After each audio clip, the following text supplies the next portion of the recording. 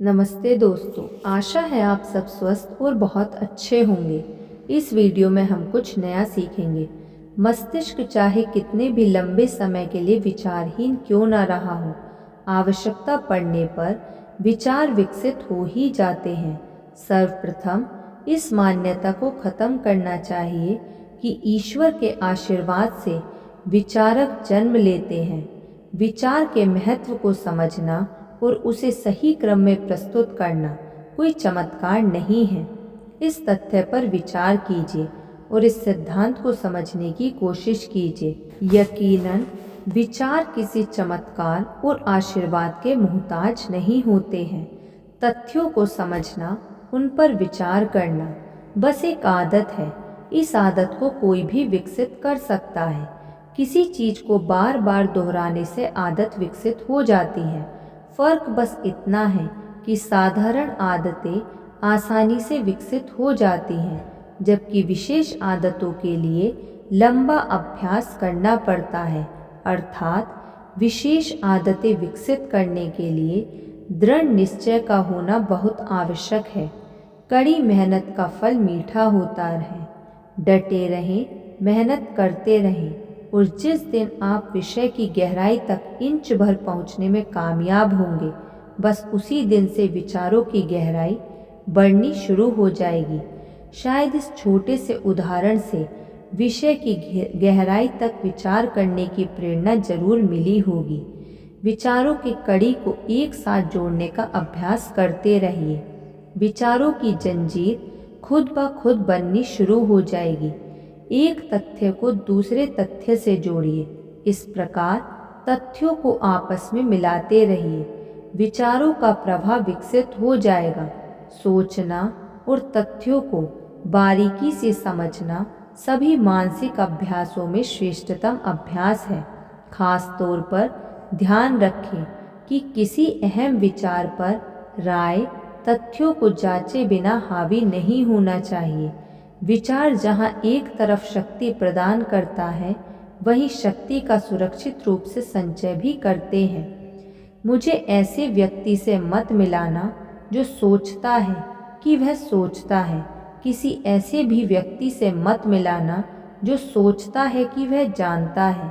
मुझे ऐसे व्यक्ति से मिलाना जो जानता है कि वह सोचता है, और मैं ऐसे व्यक्ति को जानता हूँ जो जानता है कि मैं जानता है। गाय के थन कितने भी सूखे क्यों ना हो, हम दूध दूहने में नाकाबिल क्यों ना हो, लेकिन फिर भी दूध विक्रेता हैं। हम दूसरे के विचारों को पढ़ सकते हैं, विचारों को समझ भी सकते हैं, तो खुद विचार क्यों नहीं कर सकते। दरअसल उत्तम विचार बनने के लिए उत्तम विचारों की नहीं, दृढ़ इच्छा शक्ति की ज़रूरत होती है। आज के दौर में अध्ययन के महत्व को निम्न साबित करने का प्रचलन बन गया है। समझाया जाता है कि ज़्यादा अध्ययन से विचार भ्रष्ट हो जाते हैं। किताबें मानसिक तौर पर सुस्त लोगों के लिए होती हैं, लेकिन यह केवल आधी सच्चाई है। इस तथ्य से जुड़ी वास्तविक सच्चाई कुछ देर के लिए सोचने को विवश कर सकती है। अध्ययन के बिना क्या आप स्वयं कुछ बड़ा सोचने में कामयाब हुए हैं? क्या किसी प्रभावशाली विचार को पढ़ने में कभी नीरसता और आलस्य का आभास हुआ है? विचार कीजिए। यदि ऐसा हुआ है तो पश्चाताप कीजिए। छोटी और तुच्छ सलाह से प्रभावित मस्तिष्क की भर्त्सना कीजिए। प्रायश्चित के लिए अपनी गलती को सुधारिए और अध्ययन कीजिए। निश्चित रूप से परिणाम सकारात्मक होंगे। अध्ययन में रुचि पैदा होगी तो जानकारी बढ़ेगी। जानकारी बढ़ेगी तो उत्तम विचार विकसित होंगे। इस अध्याय में मुख्य रूप से जानकारी के द्वारा विचार विकसित करने पर जोर दिया गया है। जानकारी बढ़ाने के लिए क्या पढ़ना चाहिए?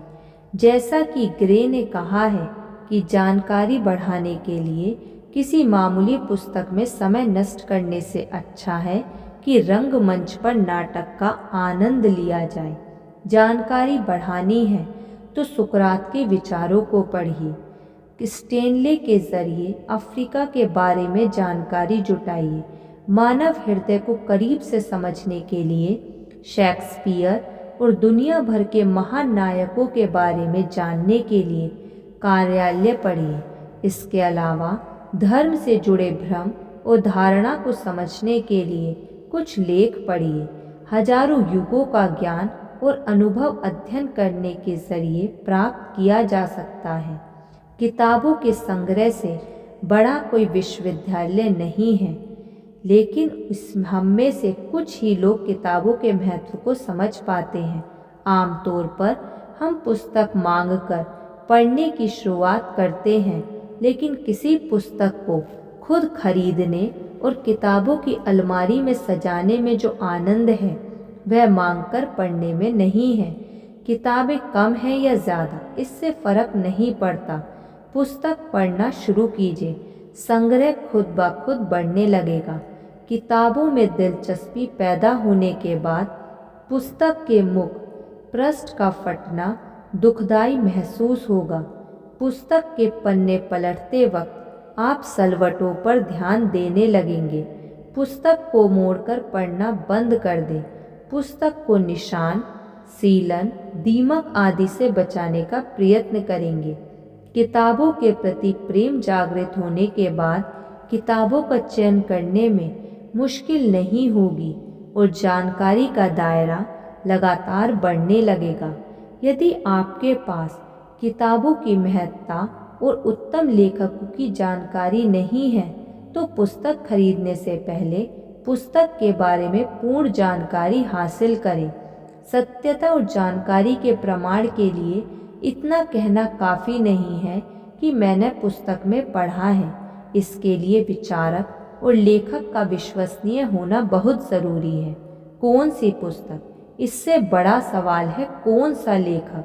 क्या लेखक प्रस्तुत किए गए विषय का उत्तम जानकार है? लेखक की विश्वसनीयता का प्रमाण क्या है? लेखक किन अन्य विश्वसनीय लेखकों के विचारों को मानता है या नकारता है? इन अहम पहलुओं की सत्यता की जांच के जरिए ही जालसाज लेखकों से बचा जा सकता है। कल्पना कीजिए कि आपके पास जाली रुपए हैं, आपको इसकी जानकारी तक नहीं है और आप पकड़े जाते हैं, तो क्या आपको सदमा नहीं लगेगा? लिहाजा जालसाज और जाली पुस्तकों से बचने की कोशिश कीजिए। धन्यवाद। ऐसी और वीडियो सुनने के लिए आप इस चैनल को सब्सक्राइब कर लीजिए और इस वीडियो को लाइक कर दीजिए। धन्यवाद।